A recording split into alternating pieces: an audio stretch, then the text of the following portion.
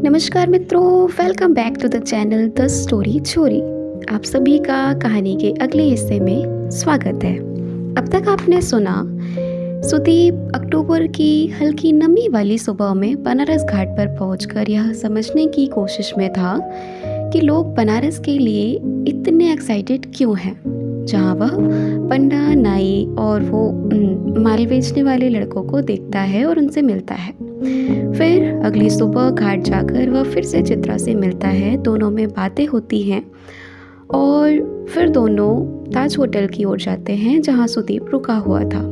और जाना आपने सुदीप और चित्रा के बारे में। अब आगे खैर, चित्रा के बारे में जान लेने के बाद अब हम ऑटो में लौटते हैं जहां चित्रा और सुदीप होटल की तरफ जा रहे हैं। वे ताज रूम में जाएंगे या रेस्टोरेंट में, देखते हैं। लेकिन उससे पहले ऑटो वाले ने मनोज तिवारी का गाना बदल कर लग जा गले की फिर ये हंसी रात हो ना हो, ये गाना चला दिया। गाना बदलते ही ऑटो के अंदर का माहौल भी बदल गया था। चित्रा को पता था कि होटल रूम में जा रही है। चित्रा ने सुदीप से पूछा, क्या पीते हो तुम? मैंने पीना बंद कर दिया है, एलर्जी होती है। तुम क्या पीती हो? विस्की, लेकिन कभी कभार, जब बहुत खुश होती हूँ या बहुत दुखी, ऐसे केवल पीने के लिए नहीं पीती। ऑटो ताज के बाहर रुका। चित्रा ने फटाफट अपने पर्स से निकालकर पैसे दिए। सुदीप ने पैसे देने के लिए अपनी जेब टटोली, लेकिन तब तक चित्रा ने पैसे दे दिए थे। उसको जेब टटोलते देख चित्रा ने बोला कि वह कभी बाद में कॉफ़ी पिला दे, हिसाब बराबर हो जाएगा। दोनों होटल के अंदर घुसे। गेट पर खड़ी सिक्योरिटी ने दोनों को थोड़ी अजीब नज़र से देखा। सुदीप ने पूछा कि हम रेस्टोरेंट में भी बैठ सकते हैं ना? तो चित्रा ने ही कहा कि आराम से रूम में बैठते हैं। सुदीप को थोड़ा अजीब लग रहा था। अजीब नहीं लगता अगर उसको पता ना होता कि चित्रा की शादी हो चुकी है।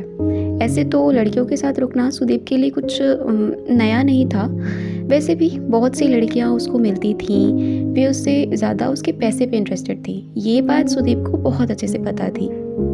सुदीप के लिए लड़कियों के साथ सोना या रुकना ऐसा कोई लाइफ का बड़ा सवाल नहीं था जिसके बारे में उसे एक सेकंड भी सोचना पड़ता। कमरे में जाते ही चित्रा ने टीवी ऑन कर दिया। सुदीप वॉशरूम में मुंह धोने चला गया। शीशे के सामने अपने आप को उसने थोड़ी देर तक देखा। वह कुछ सोच ही नहीं पा रहा था। जब वह वॉशरूम से लौटा तो चित्रा आराम से बेड पर टेक लगाकर पसर चुकी थी। सुदीप ने पूछा, क्या क्या ऑर्डर करना है? बस कुछ खाने को कर दो, दारू है मेरे पास। ये कहते हुए चित्रा ने अपने बैग की तरफ इशारा किया। क्या बात है, दारू बैग में लेकर चलती हो? अरे नहीं, आज बहुत अच्छा दिन है इसलिए सोचा कि आज पी जाएगी। ऐसा क्या है आज? कहानी का एंड मिल गया। वैसे भी अकेले बैठकर तो पीती ही, इससे अच्छा कंपनी मिल गई। लेकिन मैं तो नहीं पीऊँगा, मुझे एलर्जी होती है। ऐसा है, एलर्जी की दवा भी है मेरे पास। दारू पी लो फिर खा लेना, एक दिन में ऐसा कुछ हो नहीं जाएगा। चित्रा ने इतना कहने के बाद सुदीप पर थोड़ा सा भी जोर नहीं डाला। जोर डाला होता तो वह शायद नहीं पीता। लेकिन चित्रा ने स्टाइल में पूछा था कि सुदीप के मना करने का सवाल ही नहीं उठता। अगले 5 मिनट में दोनों पहला चीयर्स कर चुके थे। Cheers to your book, Sudeep बोला। तो अब बताओ, उस दिन तुम रो क्यों रहे थे? तुम्हें गलत फहमी हुई है, मैं रो कहाँ रहा था? देखो बेटा सुदीप, ऐसा है, माना तुम बड़े बिजनेसमैन होगे, लेकिन मैं भी छोटी मोटी ही सही राइटर तो हूँ। कब कौन रो रहा है पता चल जाता है। नाटक मत करो और बताओ। इसके बाद सुदीप यादव ने अपनी पूरी राम कहानी सुनाई। सुदीप की कहानी में कोई हीरोइन नहीं थी, उसके पास टाइम भी नहीं था इन सब के लिए। उसके बहुत कम दोस्त थे, जो थे वो भी उसके पैसे की वजह से दूर हो गए थे।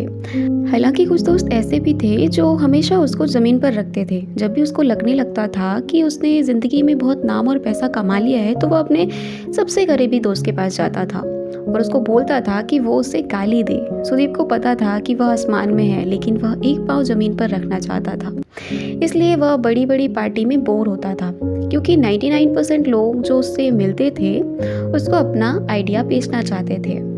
वह अब तक एक भी बिजनेस पर टिका नहीं था। इसलिए 2008 के शेयर मार्केट क्रैश के बाद वह बस अपनी वेबसाइट बुक माई ट्रिप को दुनिया की सबसे बड़ी वेबसाइट बनाना चाहता था। वह एक जगह फोकस करना चाहता था। उसको लगता था कि हर कंपनी बस उसने खरीदी और बेची है। खुद कभी लगकर कोई ऐसी बड़ी कंपनी नहीं की और ना ही बनाई जो भारत की सबसे बड़ी कंपनियों में से एक हो जाए। सुदीप अपने आप को ये प्रूव करना चाहता था। 2008 में अमेरिका के बड़े बैंक बंद हो रहे थे। इस चक्कर में पूरी दुनिया की हर इकोनॉमी पर उसका असर पड़ा था। लोगों ने ट्रैवल कम कर दिया था। अभी ऑनलाइन पेमेंट करने में लोगों को इतना भरोसा भी नहीं था। इसलिए भी सुदीप की वेबसाइट का ट्रैफिक नहीं बढ़ा था। उसकी कंपनी की वैल्यू करोड़ों में थी। उसको कुछ लोग पैसे देकर उसकी कंपनी में शेयर लेना चाहते थे, लेकिन सुदीप को लगता था कि अगर वह बाहर से पैसा लगा तो उसको बाहर वालों की बात को भी सुनना पड़ेगा। दिक्कत ये थी कि अभी सुदीप का बिजनेस जिस स्टेज में था वहाँ बिना और पैसा डाले बिजनेस आगे बढ़ ही नहीं सकता था। मैं बनारस इसलिए ही आया था कि शांति से बैठकर सोच पाऊँ कि मुझे अपने शेयर बेचने हैं कि नहीं। सुदीप ने शाम को तीसरा पैक खत्म करते हुए बताया। क्या सोचा है तुमने? मन तो नहीं है, लेकिन आगे बिजनेस एक्सपैंड करने के लिए मुझे पैसे चाहिए। वो बिना शेयर बेचे नहीं आएंगे। इतनी बातचीत में बात 4 पैक तक आ चुकी थी। सुदीप ने उठकर सामने शीशे से पर्दा हटा दिया। होटल के कमरे से अक्सर शहर झलमलाते हुए सुंदर दिखता है। सुदीप 5 मिनट तक कमरे की खिड़की से बाहर सड़क पर और आसमान में देखता रहा। सुदीप ने जब पर्दा हटाकर घूमा तो न केवल उसकी आंखों में बल्कि गालों पर भी आंसू थे। चित्रा ने पढ़कर उसको गले लगाने का सोचा, लेकिन लगाया नहीं। हालांकि ये वो मोमेंट था जब चित्रा सुदीप के पास आ सकती थी, उसको कुछ पूछ सकती थी, बता सकती थी, वह गले लगा सकती थी, उसको समझा सकती थी कि कोई बात नहीं, एक दिन सब ठीक हो जाएगा। सब कुछ एक दिन ठीक हो जाएगा, इस उम्मीद पर एक नहीं ना जाने कितनी दुनिया चल रही होंगी। चित्रा वहीं बेड के पास बड़े टॉवल को उठाकर सुदीप को दे सकती थी, लेकिन ऐसा कुछ भी नहीं हुआ। चित्रा ने एक बार फिर सुदीप को गले लगाने का सोचा और तौलिया उठाकर आगे कर दिया। सुदीप ने तौलिए से अपना चेहरा ढक लिया। सुदीप ने अगर अपने चेहरे को ढका नहीं होता तो चित्रा कभी उसे गले लगाने की हिम्मत ही नहीं कर पाती।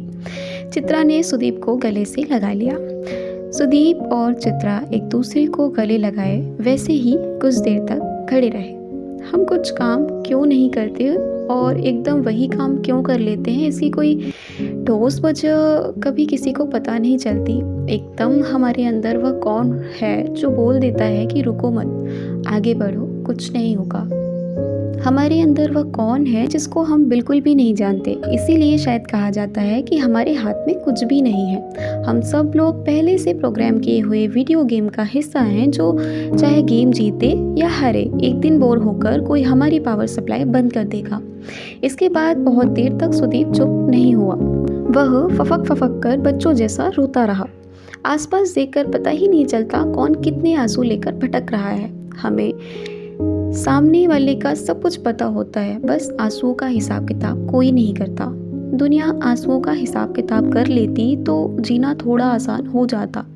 चित्रा ने सुदीप को चुप करवाने की बिल्कुल भी कोशिश नहीं की। चित्रा की आंखों में भी आंसू थे, लेकिन वह जोर से रोना नहीं चाहती थी। सुदीप के रोने की वजह से चित्रा का गला भी भीग चुका था।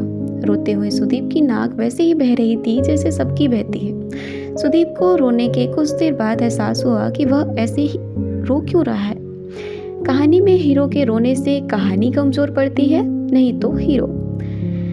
मैंने पहले ही बता दिया था कि इस कहानी के हीरो में वो सारी कमियां हैं जो सब में होती हैं। वह अपनी जिंदगी में सब कुछ ठीक होने के बाद भी परेशान है। सुदीप अगर यहाँ नहीं रोता तो यह चित्रा उसे गले न लगाती। चित्रा अगर उसे गले न लगाती तो उसके गले से लेकर उसका टॉप तक नहीं भीगता। अगर यह सब नहीं होता तो चित्रा और सुदीप एकदम से इतने पास नहीं आए होते। सुदीप को 4 पैक भर रोने के बाद समझ आया कि वह बहुत हल्का महसूस कर रहा है। अब उसको चित्रा के पास से उठ जाना चाहिए। उठने से पहले उसने कहा, तुम ये सब किसी कहानी में तो नहीं लिखने वाली? चित्रा ने बड़ी ईमानदारी से कहा, पता नहीं, लेकिन सीन अच्छा है। फिर दोनों हंस पड़े। सुदीप के जाने से पहले चित्रा वॉशरूम गई। उसने अपना मुंह धोया और ठीक उतनी देर अपने चेहरे को शीशे में देखा जितनी देर सुदीप ने देखा था। वॉशरूम के शीशे ने वो शक्ल देखी जो चित्रा छुपा रही थी।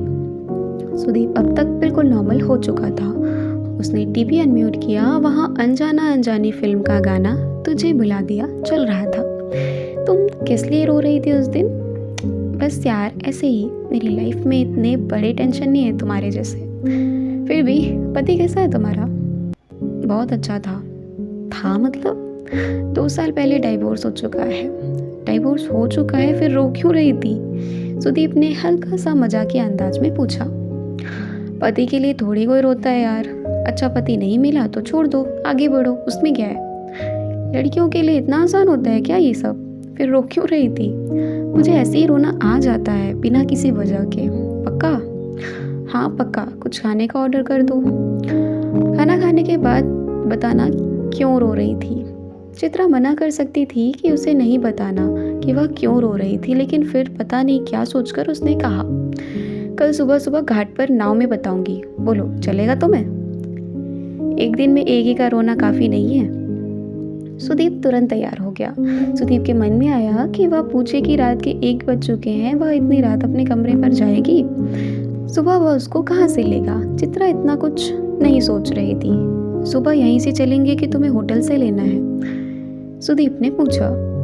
1 बज ही रहा है, 5:30 पर निकल लेंगे यहीं से। तुम्हें सोना है? नहीं, मुझे सोना नहीं है। तो ये बताओ कि तुमने 35 की उम्र में रिटायर होने का सोच रखा है, करोगे क्या रिटायर होकर? तुम मजाक उड़ाओगी। अरे बता दो यादव जी। यार रिटायर मतलब रिटायर, कुछ करना ही क्यों है? कुछ करना ही ना पड़े इसीलिए तो रिटायर होना है चित्रा पाठक जी। फिर भी टाइम पास कैसे करोगे? बोर नहीं हो जाओगे? नहीं, दिन भर बैठकर चल करूँगा, अपने बच्चों के साथ खेलूँगा, घर के खेत में फूल पत्तों को पानी दूंगा, मुराकामी की बची हुई किताब पढ़ूंगा। तब तक तुम्हारी किताब आ गई तो वो भी पढ़ लूँगा। इतने बोरिंग तुम दिखते हो नहीं यादव जी। इसमें बोरिंग वाली क्या बात है पाठक जी? रिटायर होने का आइडिया ही इतना बोरिंग है। आप पागल है क्या पाठक जी? सोचो 35 की उम्र में आदमी एकदम आज़ाद, नॉर्मल आदमी उस समय अपने बच्चे के एडमिशन से लेकर अपने करियर तक सबसे ज़्यादा मेहनत कर रहा होगा। ये वही उम्र है जब माँ बाप बूढ़े हो रहे होते हैं। सबको पता है कि माँ बाप बूढ़े हो रहे हैं, फिर भी आदमी उनको टाइम नहीं दे पाता। इन शॉर्ट आदमी अपने पास्ट और फ्यूचर दोनों के बीच में बस पिस रहा होता है। चलो मान ली तुम्हारी बात, तुम्हें इतनी अटेंशन की आदत पड़ चुकी है, इतने लोग जानते हैं तुम्हें, तुम्हारे इतने सारे फैंस हैं, उनका क्या करोगे? उससे पीछा कैसे छुड़ाओगे? लग रहा है मेरे बारे में तुमने सब कुछ गूगल कर लिया है। और क्या, लेकिन एक बात है। क्या? तुम अपने ट्विटर और फेसबुक प्रोफाइल से कितने अलग हो? हर आदमी अपने फेसबुक प्रोफाइल से बहुत अलग ही होता है। खैर तुम्हारे रिटायरमेंट की बात हो रही थी, इतनी पॉपुलर हो तुम, उसका क्या करोगे? तुम्हें सुनकर अजीब लगेगा, लेकिन मैं चाहता हूँ कि मैं मरूं तो किसी को पता ना चले, कोई शोर ना मचे और कोई ना रोए। सोशल मीडिया पर मेरी तारीफ में लंबे लंबे पोस्ट ना लिखे जाएं, ना ही कोई मेरी फ़ोटो शेयर करे और मेरे बारे में कोई कहानी सुनाए। मरने की इतनी सारी बातें कर रहे हो, मरने से पहले कोई आखिरी इच्छा हो तो वो भी बता दो। मैं ना कभी बूढ़े होने वाली हूँ ना कभी मरने वाली हूँ। चित्रा ने यह कहते हुए सुदीप के कंधे पर सर रख लिया और दोबारा बोली, मुझे मरने की बात से डर लगता है। आई होप मेरे सिर रखने से तुम्हें कोई दिक्कत नहीं है। सुदीप ने हाँ या ना में कुछ भी जवाब नहीं दिया। सुबह 5 बजे का अलार्म लगा दो। अलार्म के लिए मोबाइल खोलना पड़ेगा, रिसेप्शन पर बोल देता हूँ। इन सब बातों में करीब 2:45 बज चुके थे। चित्रा की आंखों में नींद नहीं थी, सुदीप की आंखों में नींद ही नींद थी। कल जब मैं बहुत बड़ी राइटर हो जाऊंगी तो तुमसे किताब लॉन्च कर पाऊंगी। तुम्हारे सोशल मीडिया पर इतने फॉलोवर हैं कि उसके 5% भी अगर किताब खरीद लेंगे तो मेरी किताब बेस्ट सेलर हो जाएगी। किताब प्रमोट करने में नाटक तो नहीं करोगे ना? चित्रा को यह एहसास ही नहीं था कि सुदीप सो चुका है। उसने अपने मोबाइल को देखा और अपनी और सुदीप की एक फ़ोटो खींची। फ़ोटो को 1-2 बार देखा और फ़ोटो डिलीट की और सोने की कोशिश करने लगी। फ़ोटो खींचकर उसको 5 सेकंड बाद डिलीट कर देने के पीछे क्या वजह होती होगी यह कहना मुश्किल है।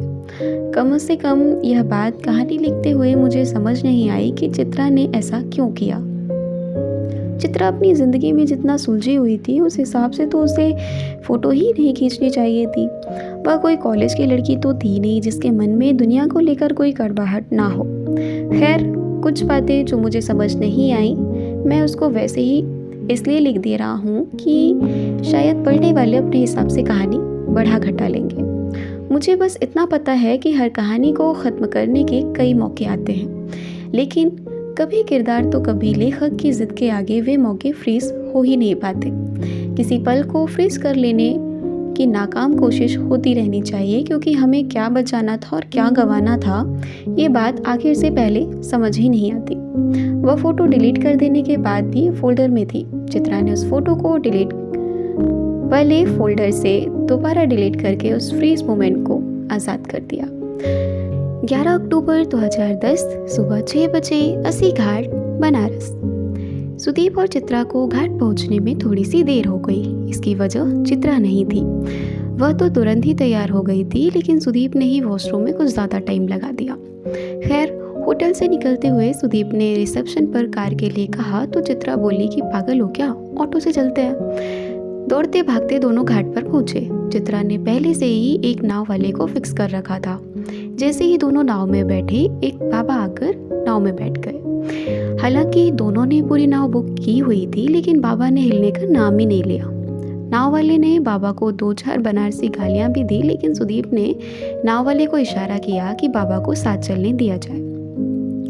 सर, आप जानते नहीं हैं बाबा को, ये आदमी हैंड पंप है, कितना अंदर है पता नहीं, कुछ उल्टा सीधा बोल देगा, पहले भी कई कस्टमर खराब कर चुका है। बाबा ने तुरंत जय भोलेनाथ बोलकर आसमान की ओर देखा। नाव वाला बाबा से अच्छा खासा गुस्सा था। वह दोबारा बोला, साहब जितनी देर भांग पीता है बस उतनी ही देर होश में रहता है ये बाबा। जैसे ही नाव चलकर घाट से थोड़ी दूर आई तो नाव वाला बोला, नौकरी चाकरी बेटी बेटा जो मांगना है गंगा जी से मांग लीजिए। चित्रा बोली, रिटायरमेंट मांग लो। ये सुनकर नाव वाला बोला, अभी तो भैया की नौकरी नहीं होगी, दीदी आप अभी से रिटायरमेंट मांगने लगी। ये सुनकर सुदीप ने नाव में पड़ा एक कंकड़ गंगा में फेंकते हुए कहा, अच्छी नौकरी ही मांग लेता हूँ। ये बोलकर सुदीप ने आंखें बंद कर ली। नाव वाला देख रहा था कि चित्रा ने आंखें बंद नहीं की हैं। वह बोला, दीदी आप भी सच्चे मन से कुछ भी मांग लीजिए, गंगा मैया सदियों से सब दे रही हैं। उधर बाबा ये सब कुछ देखकर चुप थे। सुदीप ने आंखें खोलकर कहा, बाबा कुछ सुना दीजिए। बाबा के हाथ में मंजीरा था। बाबा ने जवाब नहीं दिया। वह सुदीप की ओर से चेहरा हटाकर आसमान की तरफ देखने लगे और 2 मिनट बाद सुनाना शुरू किया। सब ठाट पड़ा रह जावेगा जब लाद चलेगा बंजारा, ये धूम धड़का साथ लिए क्यों फिरता है जंगल जंगल, एक तिनका साथ न जावेगा मौकूफ हुआ जब अन्न और जल, घर बार अटारी चौपारी क्या खासा तनसुख है मसलन, क्या चिलमन पर्दे फर्श नए क्या लाल पलंग और रंग महल, सब ठाट पड़ा रह जावेगा जब लाद चलेगा बंजारा। बाबा सुनाते हुए बिल्कुल ऐसे मगन हो गए थे जैसे भोले बाबा से सीधा कांटेक्ट हो गया हो। बाबा सुनाने के बाद जब चुप हुए तब चित्रा ने पूछा, बाबा आप जो सुना रहे थे वो कबीर दास का है ना? बाबा गुस्सा होते हुए बोले, नज़ीर अकबराबादी नाम का बड़ा शायर हुआ था बेटी, वो भी कबीर था। तुझमें मुझमें इस लड़के में सबके अंदर कबीर है। इसके बाद बाबा बहुत कुछ देर तक कुछ ना कुछ गाते रहे, लेकिन सुदीप को सब ठाट पड़ा रह जावेगा जब लाद चलेगा बंजारा वाली लाइन चिपक गई। बाबा को नदी के पार रामनगर महल की तरफ जाना था। बाबा नदी की दूसरी तरफ उतर गए। बाबा जब नाव से उतरकर जा रहे थे तो सुदीप ने उनको वापस बुलाया। उसकी जेब में करीब 7,000 रुपये कैश था। उसने सब उठाकर बाबा के हाथ में रख दिए। बाबा ने मजीरा बजाया और सुदीप के कान के पास आकर धीरे से बोला, जय भोलेनाथ, परेशान मत हो, जितना लुटाएगा उतना ही आनंद आएगा, तो कबीर है कबीर। सुदीप ने और भी कुछ सवाल पूछना चाहा, लेकिन बाबा ने कोई जवाब नहीं दिया। बस नदी के पास से मुट्ठी भर रेत उठाकर हवा में छोड़ दी। रेत कुछ देर तक उड़ती हुई नीचे रेत में जाकर मिल गई। नीचे पड़ी हुई रेत को देखकर यह पहचानना मुश्किल था कि हवा से उड़कर कौन सी रेत गिरी थी। बाबा धीरे धीरे चलते हुए नजरों से ओझल हो गए।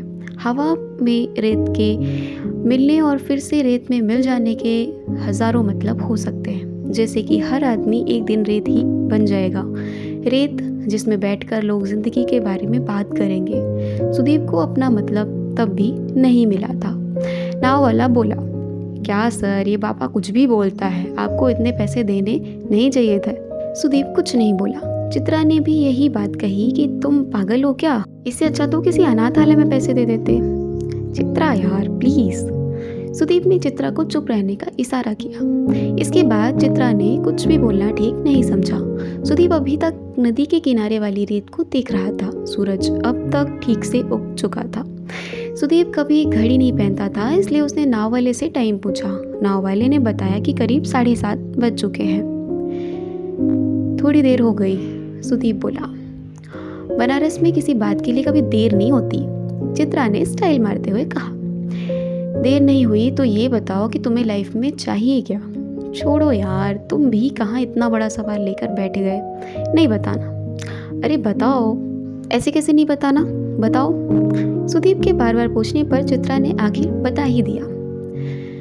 मैं चाहती हूँ कि मुझे हर कोई पहचाने, मेरे अपने कमाए हुए पैसे बहुत सारे हों, मेरी किताबें लाखों में बिकें, हर जगह मुझे बोलने के लिए बुलाया जाए, न्यूज़पेपर में फ़ोटो आए मेरी, न्यूज़ रूम में बुलाया जाए मुझे। इन शॉर्ट चित्रा पाठक को कोई अवॉइड ना कर पाए।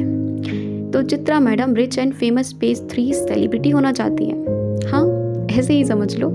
तो इसमें रोने की क्या बात है? मुझे लगता है कि ये सब कुछ हो नहीं पाएगा। मैं पिछले 3 साल से एक किताब पूरी नहीं कर पाई। जाओ बच्चा, वरदान देते हैं तुम्हें। तुम एक दिन हिंदुस्तान की सबसे बड़ी लेखिका बनोगी, बड़ी राइटर हो जाओगी तो भूल तो नहीं जाओगी ना? सुदीप ने कहा। वेल, बाद में मैं तुम्हें पहचानूंगी या नहीं, अभी इस बारे में कुछ कह नहीं सकती। सुदीप और चित्रा ठहठाकर हंस पड़े। नाव थोड़ी देर तक घाटों के पास होते हुए वहीं लौट आई जहाँ से शुरू हुई थी। घाट आ चुका था। चलो कुल्हड़ वाली चाय पिलवाओ फिर, एक भी पैसा नहीं है जेब में। चित्रा ने 2 कुल्हड़ चाय ली और वहीं सुदीप के पड़ोस में बैठ गई। चित्रा अपनी कहानी का अंत ढूंढ चुकी थी, सुदीप अपनी कहानी की शुरुआत। चित्रा ने कुल्हड़ की चाय को ख़त्म करते हुए कहा, कुल्हड़ वाली चाय जल्दी ख़त्म हो जाती है। हाँ, छुट्टियाँ भी। तुम्हारा अपडेट तो मुझे अखबारों से मिलता रहेगा। हाँ पक्का, तुम भी अपनी किताब ख़त्म करना तो बताना। पक्का बताऊँगी। कब मुलाकात होगी अब? सुदीप ने पूछा। सुदीप ने यह सवाल क्यों पूछा होगा, इसकी एक ही वजह समझ में आती है। सुदीप अगर रात में चित्रा के सामने रोया नहीं होता तो शायद वह सवाल नहीं पूछता। कुछ भी हो, अगर कोई लड़का किसी के सामने रो देता है तो वह सामने वाले के करीब अपने आप आ जाता है।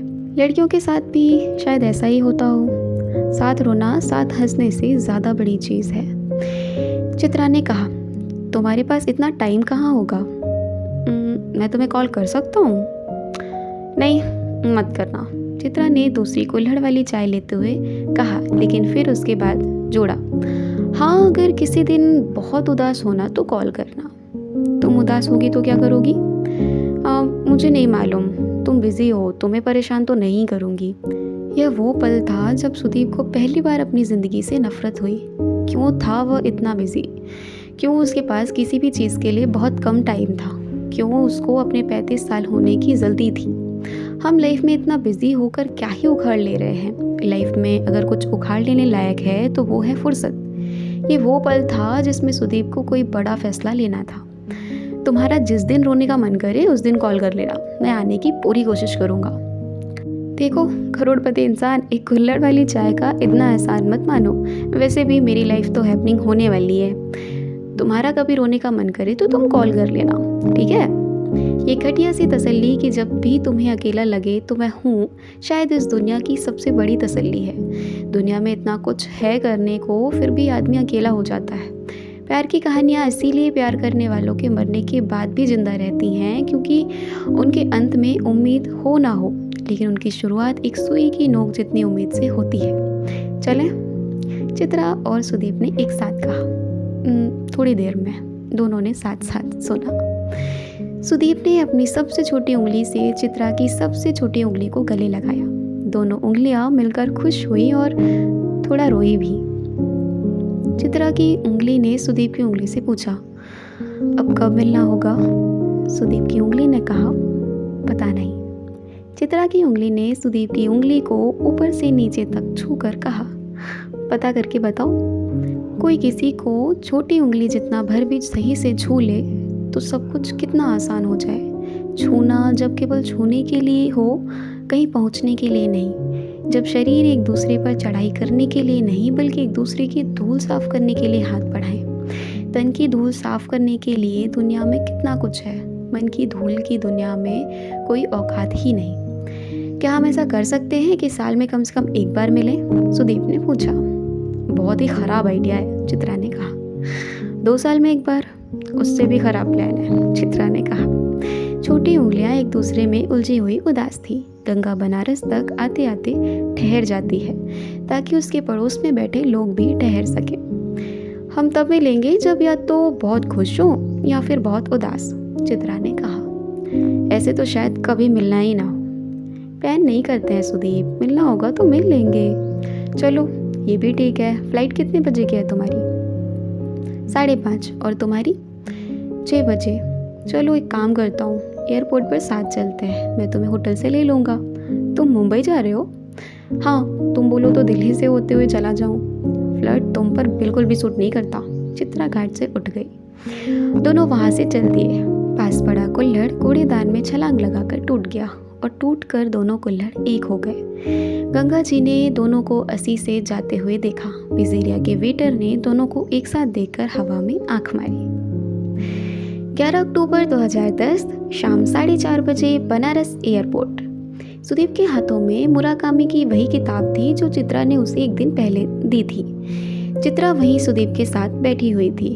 उनकी अभी तक की बातें बहुत ही बोरिंग टाइप की हुई थी, जैसे कि अगर तुम मुंबई आना तो मिलना, अगर तुम दिल्ली आना तो मिलना, बताना, तुम अगर किताब ख़त्म करना तो बताना, और तुम अगर अपने शेयर बेचना तो बताना। सुबह 9 बजे से शाम 4:30 बजे में ही दोनों के बीच कुछ दूरी आ गई थी। चित्रा और सुदीप दोनों के लिए ऐसे किसी अजनबी से मिलना नया था। उन्हें समझ ही नहीं आ रहा था कि क्या बोलें और क्या नहीं। बस एक बात तय थी कि उन्हें कुछ ना कुछ बोलना था। चित्रा के हाथ की छोटी उंगली बेचैन थी। सुदीप के हाथ की छोटी उंगली ठीक उतना ही बेचैन थी। बातें होते होते रुक जा रही थी, कहीं पहुंच ही नहीं रही थी। उंगलियां अगली बार मिलने का कोई वादा चाहती थी। चित्रा की फ्लाइट का अनाउंसमेंट शुरू हो चुका था। उसकी फ्लाइट के सभी लोग लाइन में लग गए। वह वहीं कुर्सी पर सुदीप के पास बैठी रही। धीरे धीरे लाइन छोटी होती जा रही थी। उस फ्लाइट में हर चढ़ने वाले को ट्रेन के जनरल डिब्बे में चढ़ने जितनी जल्दी थी।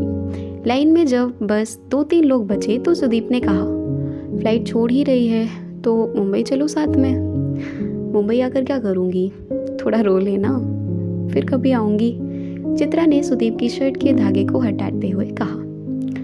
फिर कभी नहीं आता, सुदीप ने एकदम सीरियस होकर चित्रा की आंखों में देखते हुए कहा। फ्लाइट का अनाउंसमेंट शुरू हो चुका था। चित्रा ने अपनी आंखों के समंदर को अपने रुमाल में कैद कर लिया। वह सुदीप को गले लगाकर उसके कान में फुसफुसाई, फिर कभी जल्दी ही आएगा। जाने से पहले चित्रा ने सुदीप की किताब को उसके हाथ से छीना और जहां उसने 10 अक्टूबर 2010 की तारीख डाली थी वहां पर उसने लिखा 10 अक्टूबर 2011, बस 1 साल बाद मिलते हैं। इसके नीचे चित्रा ने अपना नंबर लिखा। फ्लाइट अटेंडेंट ने चिल्लाना शुरू कर दिया था, last call for the guests flying to Delhi.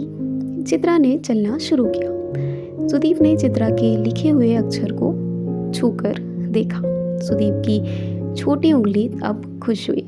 उसने पूरे हाथ को खींचकर हवा में उठाया ताकि वह चित्रा को हाथ हिलाकर बाय बोल सके। चित्रा बिना पीछे मुड़े फ्लाइट में घुस गई। उसने फ्लाइट में घुसने के बाद पीछे मुड़कर देखा। खुश होना कितना आसान है अगर उसको एक तारीख से जोड़ दिया जाए। दुनिया को 10 अक्टूबर 2011 का इंतज़ार था। आगे की कहानी के लिए बनी रहिए हमारे साथ द स्टोरी छोरी पर। धन्यवाद।